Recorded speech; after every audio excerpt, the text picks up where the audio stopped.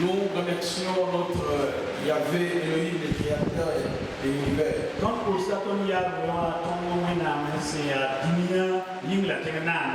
Alors nous évoluons dans notre formation biblique sur la doctrine du salut, la sotériologie.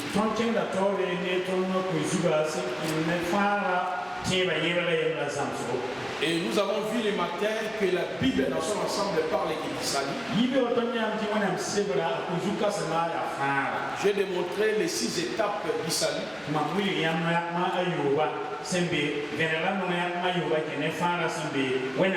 La préexistence du salut.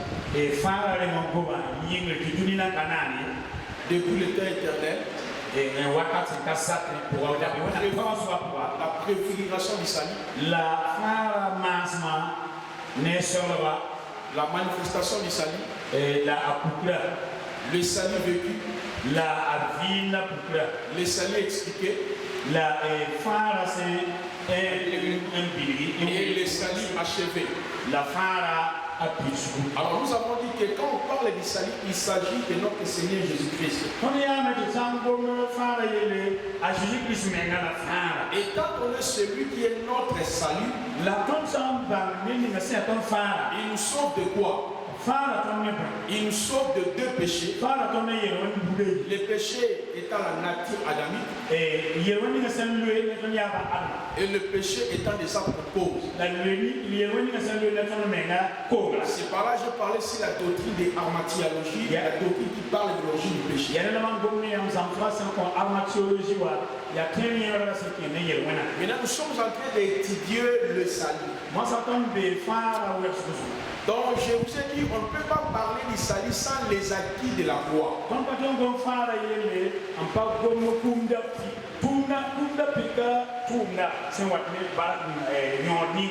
C'est par là nous avons parlé de la rédemption.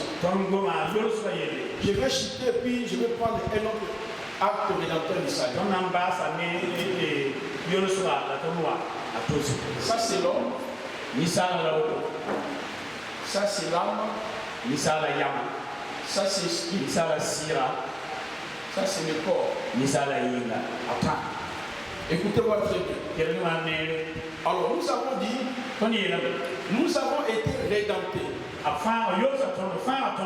Quand le Seigneur nous sauve, l'homme entier est sauvé. Mais il y a ce qu'on appelle les étapes de ce salut. Le salut reste, c'est-à-dire le salut continue au niveau de l'âme et au niveau du corps. C'est-à-dire, nous avons été sauvés à partir de la croix. C'est ce que Christ a dit dans Matthieu 11, versets 28 à 29. Il parle de 2 repos. Venez à moi, tous qui êtes fatigués et chargés, je vous donnerai du repos. Le premier repos, nous l'avons obtenu par rapport à notre esprit.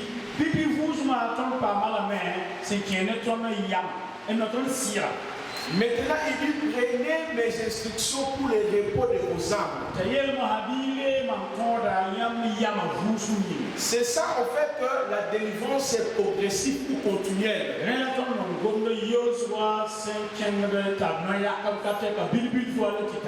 Nous avons été sauvés.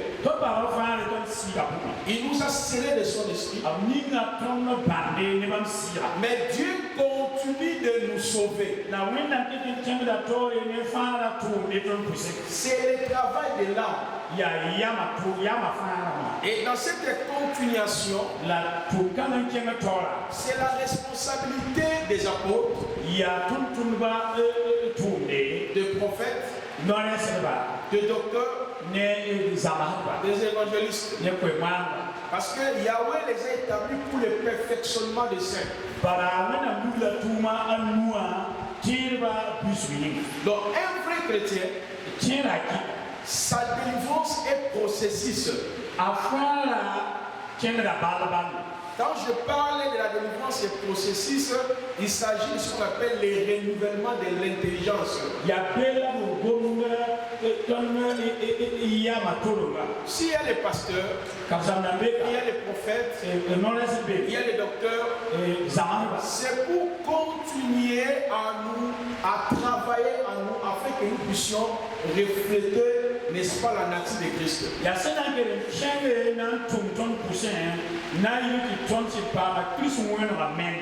Notez ce passage. Éphésiens chapitre 5, 23 à 26. Colossiens chapitre 1, le verset 28. Éphésiens chapitre 5, le verset 23 à 26. Colossiens chapitre 1, le verset 28. 2 Corinthiens chapitre 11 verset 3. Alors le salut, la rédemption progressive continue par la parole.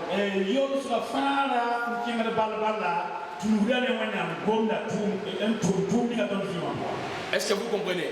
Maintenant, la rédemption du corps n'a pas encore eu lieu.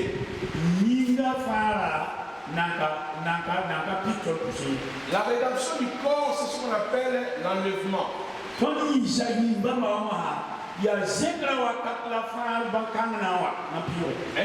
15, 34 à 53. 1 Thessaloniciens 4, 13 à 16.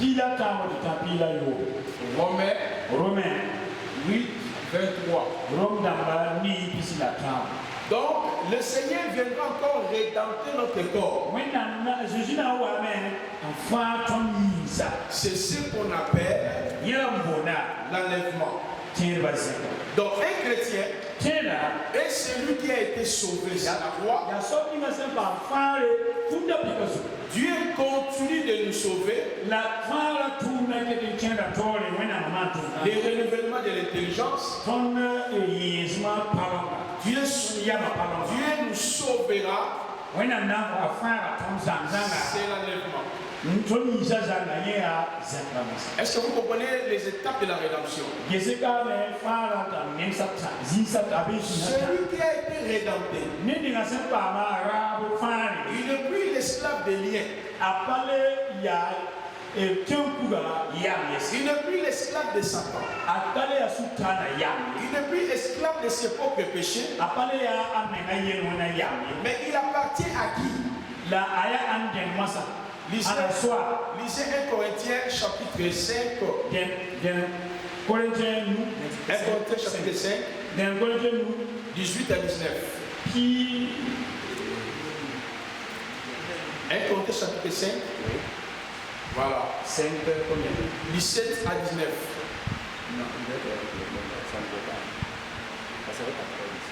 1 Corinthiens chapitre 5. Ah, ok, c'est bon.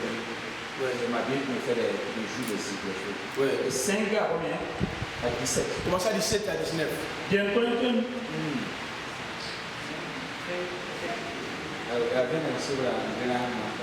Écoutez très bien le passage.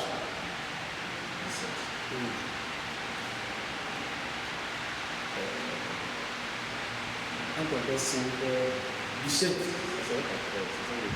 Non, non, c'est 1 Corinthiens 6, pardon. Ok. Désolé. 1 Corinthiens 6.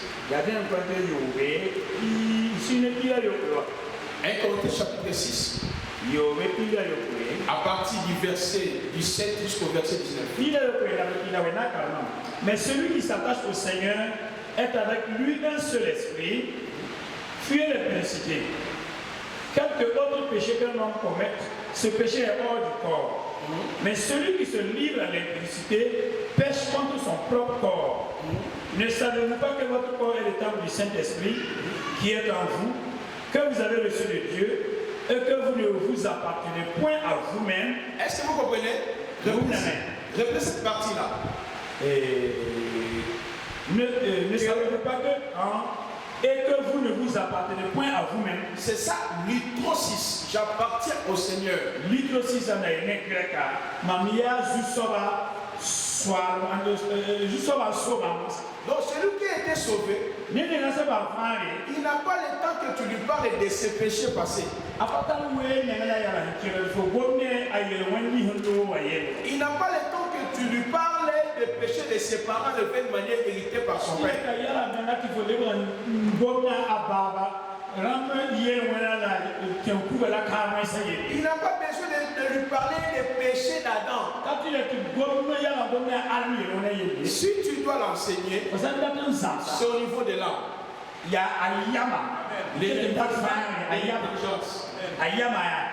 a parce que notre combat c'est à ce niveau ici. Galates 5. 19 à 25. Le vrai combat des croyants, ce n'est plus les liens. Parce que arrêtez d'enseigner ça. Si tu veux enseigner ça, allez dans les villages. Là où les gens sont sous des liens. Prêchez ces gens-là les liens, les malédictions. Mais les gens qui ont été sauvés, rédemptés. Tu me parles de ma mère. Notre travail c'est ici.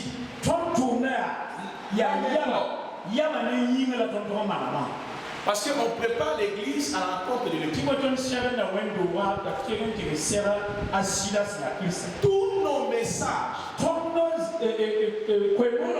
doivent être centrés sur le Saint-Esprit et la marche chrétienne et la finalité du chrétien.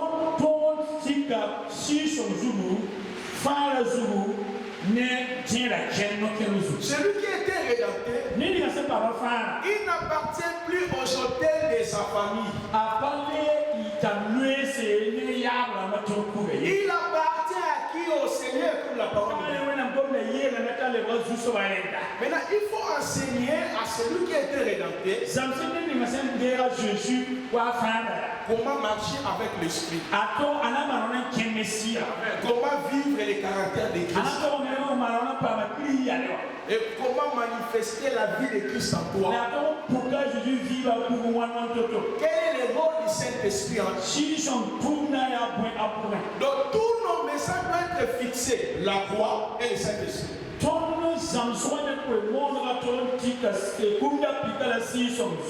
Donc si je suis dans l'Ancien Testament, c'est pour voir les aspects de la rédemption et ramener ça.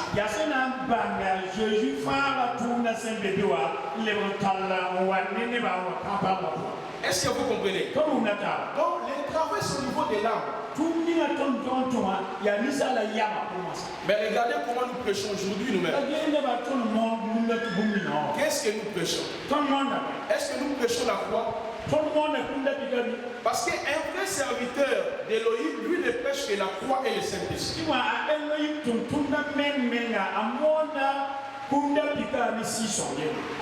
Est-ce que vous comprenez si la rédemption? Maintenant, il y a les gens qui disent, même si tu es rédempté là, les histoires de famille, des liens, de malédiction est toujours en toi. Regardez qu'est-ce qui se passe. Si toi tu pratiques les péchés,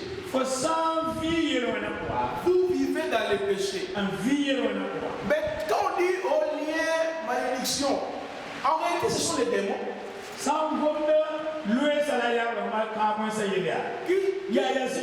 Qui sont à la base de toutes ces manœuvres. Maintenant, quand vous ouvrez la porte, et tu vas vivre les mêmes réalités de ta famille en toi.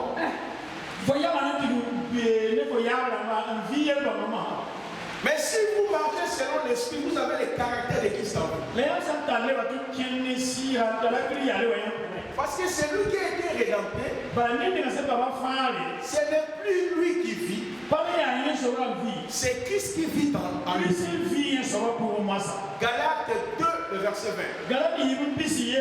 J'ai été crucifié avec Christ. Si je vis, ce n'est plus moi qui vis, C'est Christ qui vit en moi. La première information. La deuxième information.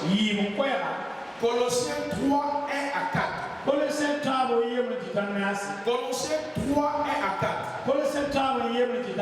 Nous dit ceci. Ma vie est cachée en Christ. En Dieu. Et dans les lieux célestes. Et puis on précise, lorsque Christ ma vie apparaîtra, je paraîtrai avec vous. Maintenant, comment vous enseignez que oui, on peut être chrétien, la malédiction de famille est toujours en toi, il faut briser des liens de malédiction.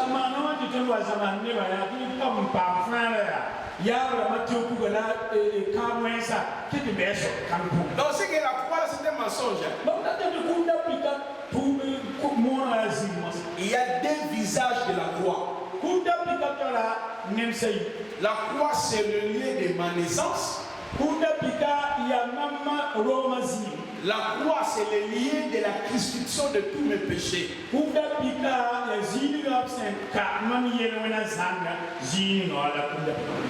les rédempteurs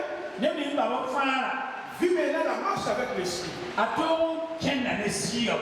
Développer les enseignements sur la pneumatologie dans l'église. Enseigner aux chrétiens qu'est-ce que signifie la plénitude du Saint-Esprit. Les fruits de l'esprit. Qu'est-ce que signifie la vie remplie du Saint-Esprit.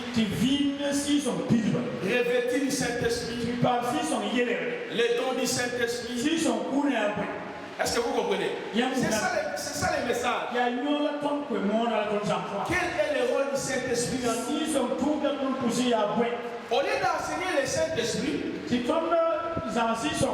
d'enseigner quel est le rôle des anges que Dieu envoie à notre faveur.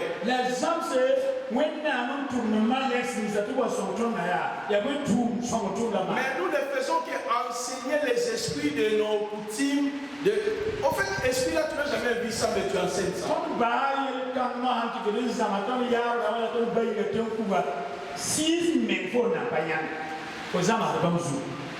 Alors, on verra aussi les combats, les quatre types de combats plus tard. Parce que les chrétiens sur la terre sont confrontés par ces quatre combats. Combat de la foi, combat de l'âme, combat du corps, et puis combat spirituel. Il y a que quatre combats. Le diable ne t'attaque pas par rapport à ce que tu avais fait. Il t'attaque par rapport à ce que tu es devenu.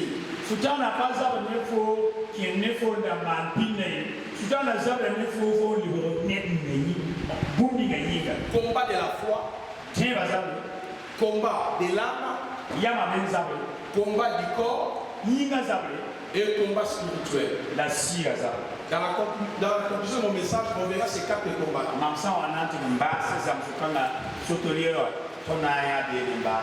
Alors, parlons du rachat. Les rachats. Deuxième acquis de la croix. Les rachats. On prend Apocalypse chapitre 5, Apocalypse 10. Et 1 Pierre chapitre 1.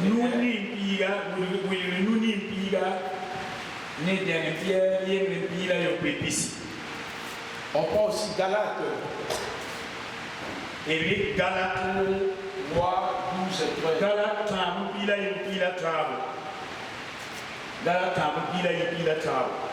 Oui, si tu peux lire. On va se d'abord c'est quoi les rachats. Parce qu'à la croix, il n'était pas seulement rédempteur.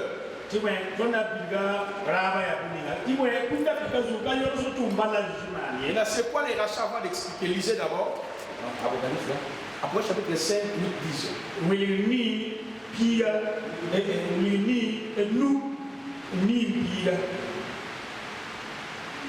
Quand il eut pris le livre, les 4 êtres vivants et les 24 vieillards se prosternèrent devant l'agneau.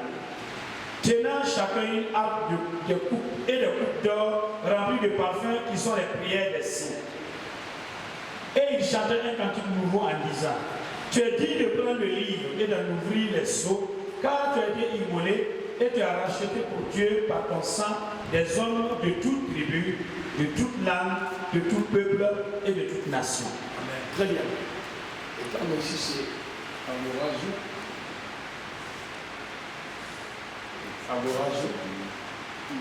maintenant encore un Pierre.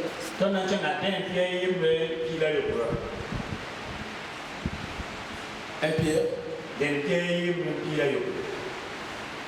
Et si vous invoquez comme Père celui qui juge selon l'œuvre de chacun, sans acception de personne, conduisez-vous avec crainte pendant le temps de votre pèlerinage, sachant que ce n'est pas par des choses périssables, par de l'argent ou de l'or que vous avez été rachetés de la vaine manière de vivre que vous aviez hérité de vos pères.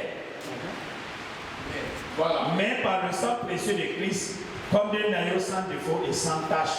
Regardez, ici nous avons agorazo. Et puis de la agorazo. Le terme agorazo, nous le retrouvons dans l'Apocalypse. Agorazo veut dire détaché. Agorazo veut dire un lac, rendre libre. Qui t'anime à Pablo. Suis-moi très bien.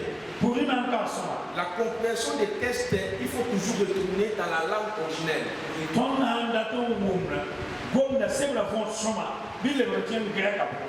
Donc dans l'Apocalypse 5, 8, 10, il a racheté, le terme c'est agorazo. Veut dire détaché. Rendre libre. Libéré. Maintenant, dans un Pierre, c'est litro. Litro signifie quoi? Libéré à la réception d'une rançon.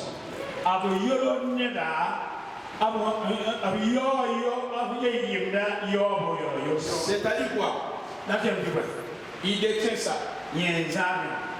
Litro signifie je lui ai donné l'argent, j'ai récupéré.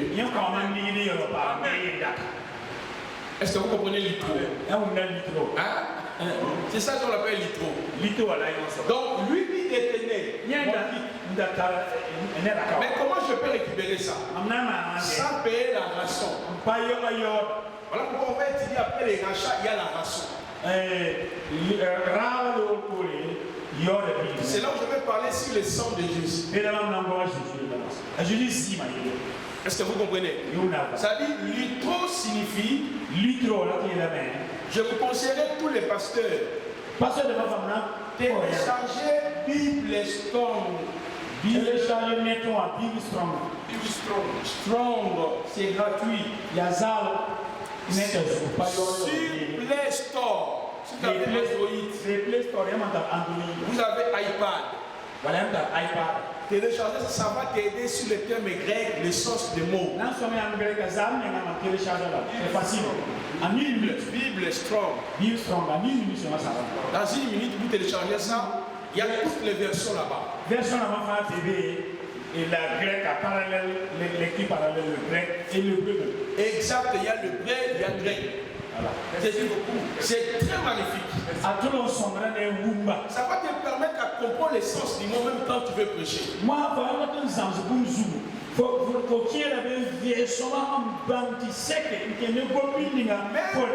si tu ne connais pas l'hébreu grec, quand vous cliquez là, on vous explique les termes ici.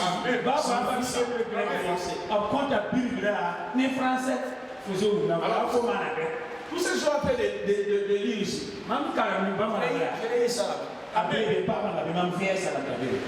Ce n'est pas par le Saint-Esprit. Les gens confondent d'étudier et ils ne veulent pas étudier le Saint-Esprit.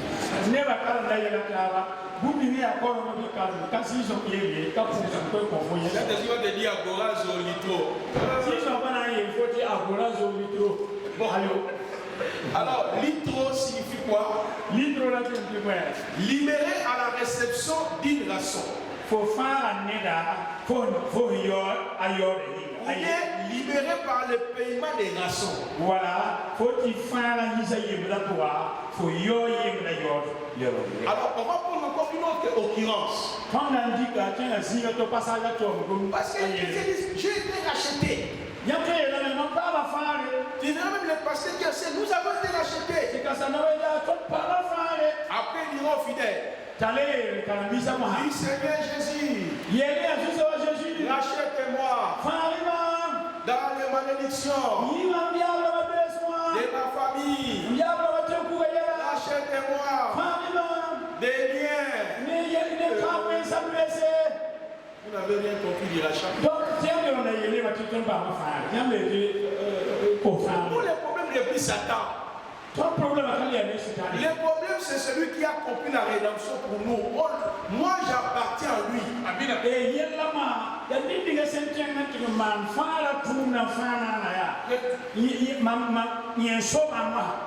On va maintenant Galate. On va prendre une occurrence là, Galate 3. Lisez. Verset 13-14. Ouais. Christ nous a racheté de la malédiction de la loi, étant devenu malédiction pour nous. Voilà. Car il est écrit maudit et quiconque est parmi au roi. Ici, l'auteur a mis exagorazo.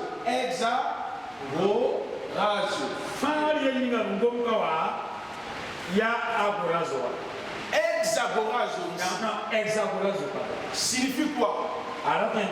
Paiement d'un prix pour soustraire au pouvoir d'un autre.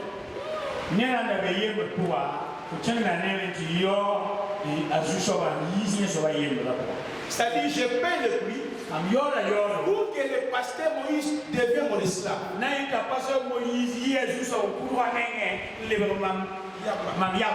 Je paye le prix.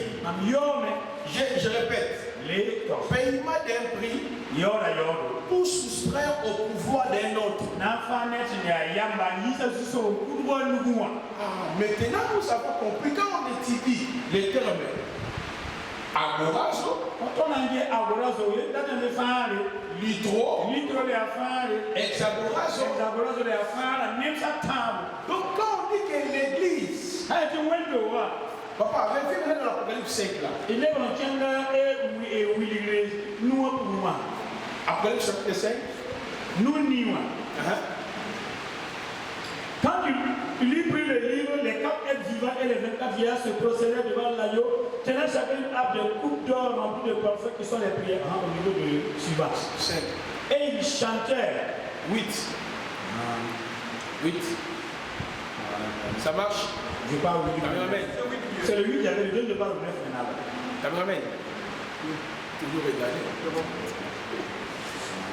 Ah, c'est le 9 là. Et il chantait un petit nouveau. En disant, tu es digne de prendre le livre et d'ouvrir les sceaux, car tu as été immolé et tu as racheté pour Dieu. Ah, c'est que lorsqu'on dit l'église, l'église que nous sommes, pas les noms que nous donnons là, ça c'est pas l'église. Pas les bâtiments. L'église est selon Christ. C'est moi. Donc nous sommes un royaume des rachetés. Donc nous sommes sous l'autorité de Christ. Donc exagorazo, je paie le prix pour que vous soyez sous mon autorité. Lorsqu'on dit qu'il s'est fait l'achat à la croix, donc, il nous a racheté de quoi? Il t'a racheté sur 4 choses que j'avais énumérées avant la croix. Il nous a racheté de la loi du péché, de la mort.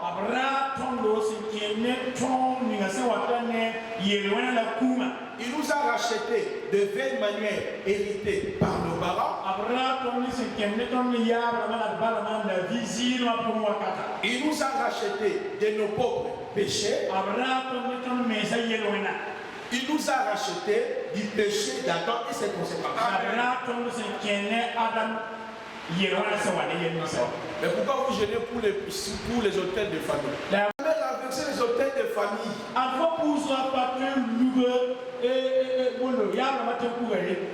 Christ l'a fait déjà à la gloire. Mais comment est racheté? Il croit qu'il n'a jamais été encore racheté. Regardez comment le diable a créé la confusion dans notre tête. Nous croyons qu'il y a un hôtel dans nos villages. Et à travers ce que mon père a fait, ma mère a fait,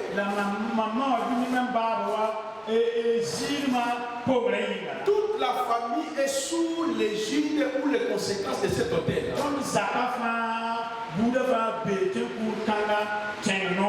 Maintenant, je dois gêner. Je dois donner de l'argent. Je dois faire des jeûnes multipliés. Pour que je sois libéré du sacrifice que je n'ai jamais vu, mais on m'a dit par un prophète, par un pasteur.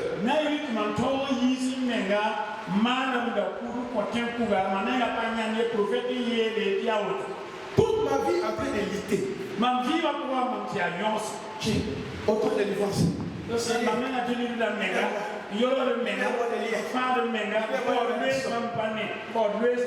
Et quand tu dors là, tu te vois dans la forêt un peu de coups. Papa, moi je dors un peu, moi là. Je me réveille un peu. Même si je me retrouve dans une forêt. Je ne même pas l'idée que c'est la forêt de notre coutume.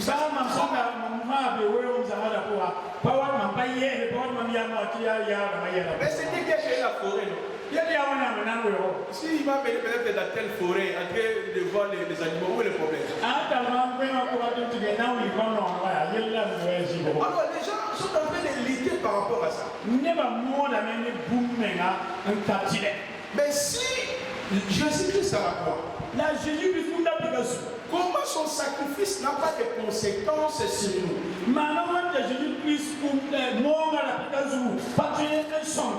La prière en son nom est plus importante que le sacrifice de Golgotha.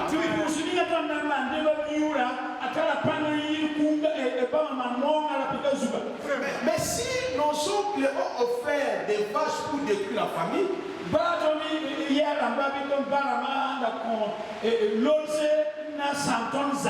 derrière ces vaches-là, il y a des démons, il y a un hôtel qui gouverne la famille.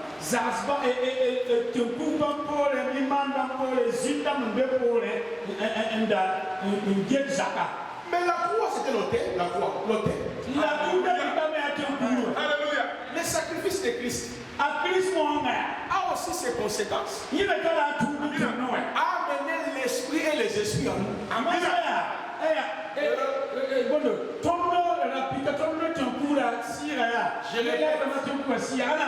Les sacrifices de Jésus-Christ a amené l'esprit en nous et les esprits en nous. Amen.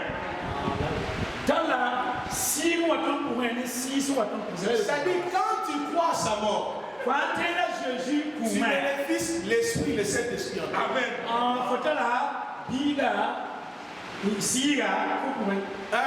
En même temps, les anges, les esprits nous accompagnent. Marche avec nous. Est-ce qu'on présidentiel?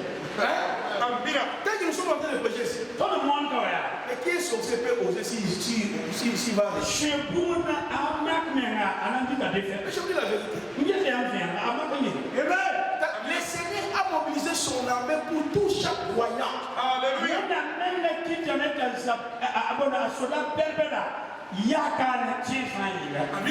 Nous prêchons seulement les esprits de famille. Tout le monde les esprits de quartier. Mais doctrine des anges, tu ne connais pas. C'est là où les kabbalistes manipulent maintenant les fidèles à cause de ça. Or, les anges de Dieu sont là pour nous protéger, pour nous sécuriser, pour nous parler, pour nous fortifier, pour nous guider. Quand même je ne peux pas les invoquer, je ne peux pas les commander, je ne peux pas les prier. Je dois être conscient qu'il y a un esprit qui habite en moi. Et ma vie est influencée par les esprits envoyés par Dieu.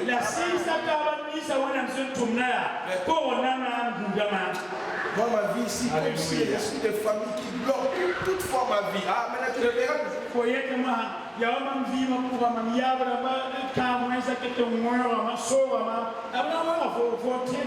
Philippiens 4, 7, 6, 7, 8. Philippiens, Vous pouvez lire ça, pasteur. Philippiens, ne vous inquiétez de rien, mais en toutes choses, faites connaître vos besoins à Dieu par des prières et des supplications avec des actions de grâce. Et la paix de Dieu, qui surpasse toute intelligence, gardera vos cœurs et vos pensées en Jésus-Christ. Est-ce que vous comprenez ce passage ici? Vous, quand ça ne marche pas, maman, quand je te vois là, je vois un esprit de votre ethnie là.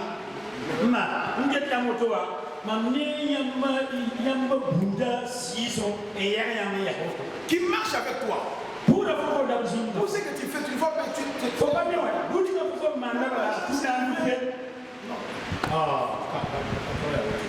mon frère, les démons existent.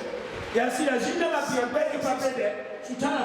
moi, je ne fais pas partie du royaume de Satan. Moi, là, par la rédemption, je me dis, rendez grâce au Père. Il m'a rendu capable, moi, d'avoir part à l'héritage des saints. J'ai mon héritage à moi, en Jésus-Christ. Et Jésus, là, m'a délivré déjà de la puissance du ténèbre. Il m'a transporté. Si Satan existe, c'est pour ce royaume. Si les démons existent, ce n'est pas mon problème, parce qu'ils sont proposés par Satan. Mais moi, je me retrouve dans le royaume de Christ. Mais qui est Jésus? Il est celui qui a multiplié le pain. Malgré tous les combats, je ne manquerai de rien. Qui est Jésus? Il est celui qui a guéri les malades. Malgré toute ma maladie, il me guérira toujours. Qui est Jésus? Celui qui a contrôlé la tempête. Même si elle a la tempête comme la maladie, j'ai discuté dans le ministère. Je continuerai de croire parce que j'ai fait partie de son royaume. Mais nous on ne croit pas à ça. Qui a été racheté? Nous avons été rachetés sans rien payer. Je vais prendre les 11 de l'Ancien Testament. Lisez Exode chapitre 21. Deutéronome chapitre 15. 12 à 17. Exode 21, 1 à 2. Là, nous prenons maintenant une image de l'Ancien Testament qui expliquait notre rachat en Jésus-Christ.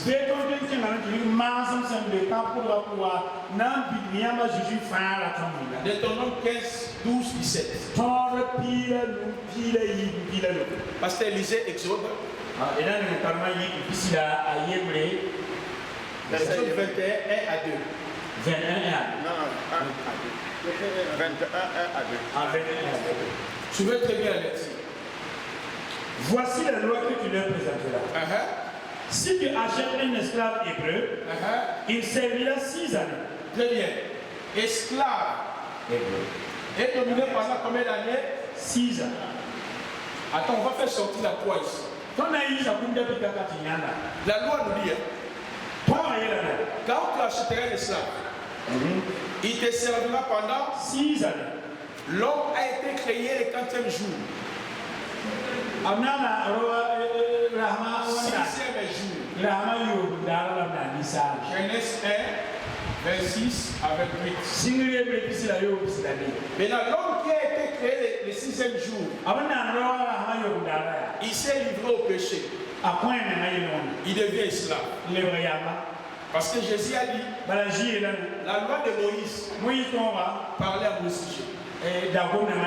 Donc dans cette loi ici, Dieu expliquait déjà depuis l'Ancien Testament que l'esclave qui est sous la domination de son maître pendant 6 ans, c'est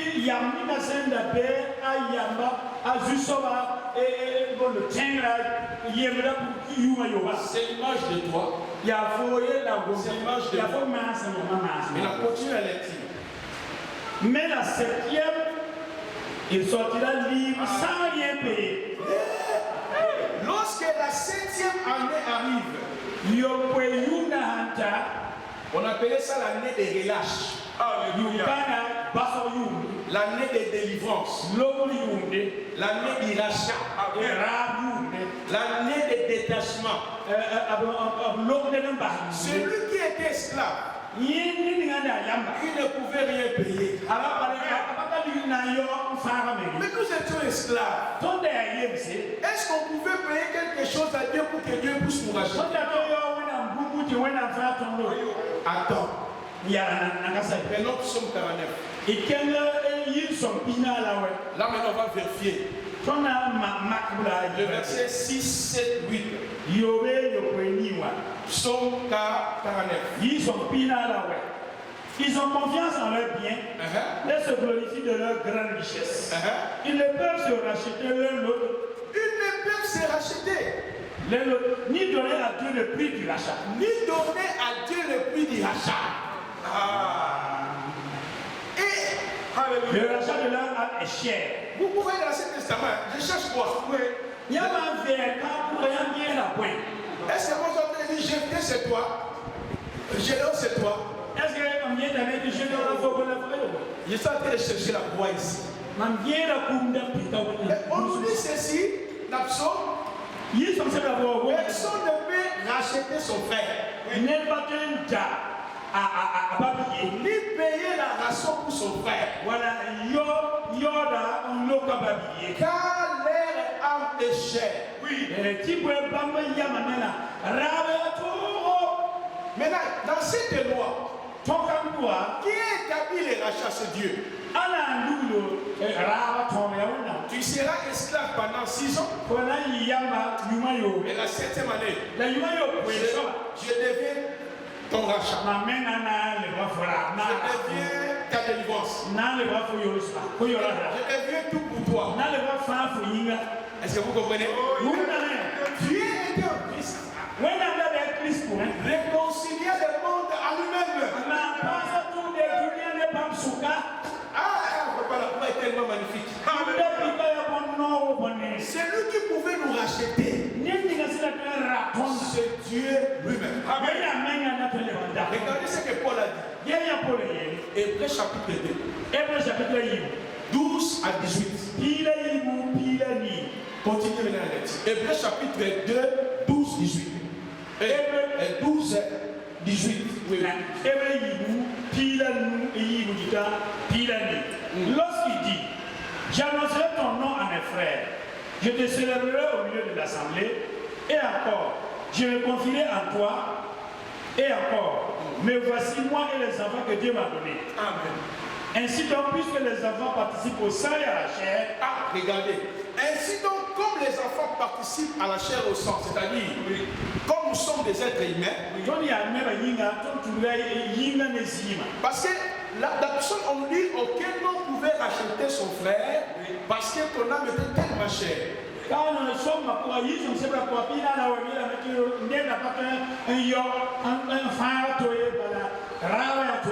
Continuez. Il y a également participé lui-même Afin que par la mort.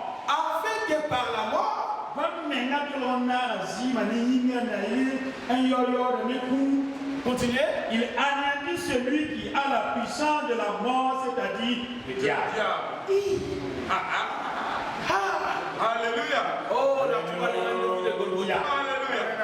Bientôt la Pentecôte, prêchez les acquis de la croix. Ramenons la sotériologie dans nos églises. Maintenant, continuez à vous dire.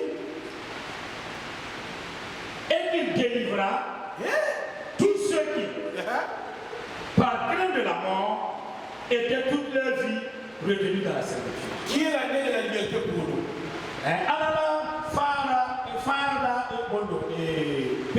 Pendant 6 ans esclaves, la 7e année, Dieu trace le plan pour te sauver. La 7e année, il vient pour te racheter. Comme les enfants participent à la chair et au sang, lui aussi a pris la forme humaine pour nous racheter. Racheter de quoi? De sa propre loi. Racheter de quoi? Des malédictions intergénérationnelles, des malédictions transgénérationnelles, des malédictions de je ne sais pas quoi.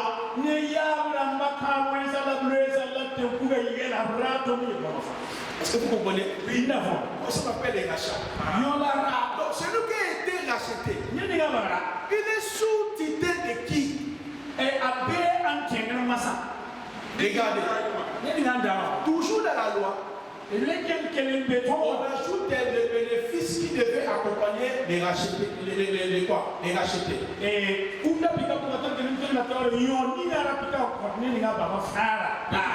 Deutéronome 15, 12 et 16. Là maintenant le Seigneur explique le bénéfice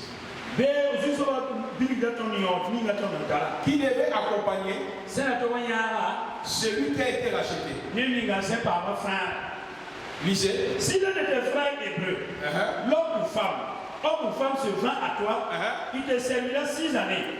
Mais la 7e année, tu le renverras libre de chez toi. Et lorsque tu le renverras libre de chez toi, tu ne le renverras point à vie. Attends. La 7e année, quand on sort, nous ne sommes pas vides. Oh, tes mariages étaient dans le monde éternel.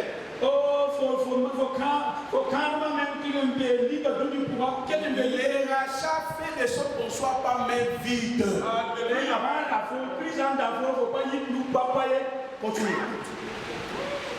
Continuez. Et tu lui feras des présents de ton menu détail, de ton air, de ton pressoir. C'est ce que la parole nous dit dans Ephésiens 1:3. Béni soit Dieu le Père de notre Seigneur Jésus-Christ.